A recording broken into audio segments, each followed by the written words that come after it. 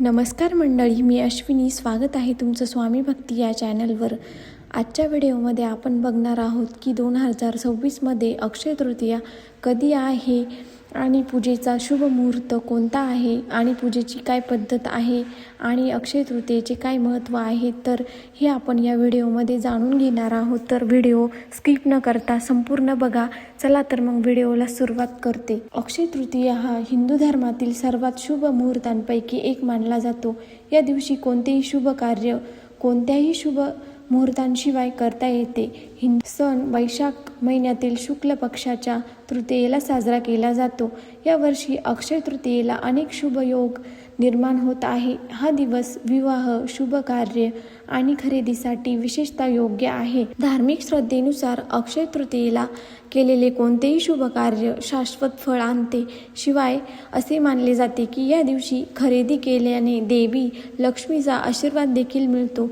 दरम्यान यावर्षी अक्षय तृतीया कधी आहे, पूजा करण्याची पद्धत आणि त्यांचे महत्त्व जाणून घेऊया. वैदिक कॅलेंडरनुसार यावर्षी अक्षय तृतीया ही तिथी वैशाख महिन्याच्या शुभ पंधरवड्याच्या तिसऱ्या दिवशी 19 एप्रिल रोजी सकाळी 10:49 सुरू होते आणि 20 एप्रिल रोजी सकाळी 7:28 संपते. यानुसार यंदा अक्षय तृतीया 19 एप्रिल रोजी साजरी केली जाईल. अक्षय तृतीयेचा पूजेचा शुभ मुहूर्त कोणता आहे, तर अक्षय तृतीयेला पूजेचा शुभ मुहूर्त 19 एप्रिल रोजी सकाळी 10:19 सुरू होतो आणि दुपारी 12:20 संपेल. अक्षय तृतीयेला देवी लक्ष्मीची पूजा केल्याने वर्षभर घरात सुख समृद्धी नांदते असे मानले जाते. अक्षय तृतीयेला पूजा पद्धत कशी आहे, तर अक्षय तृतीयेच्या दिवशी सकाळी सूर्योदयापूर्वी उठून स्नान करावे. अंघोळीनंतर स्वच्छ कपडे घाला. घरातील पूजास्थळ पवित्र गंगाजलाने शुद्ध करा.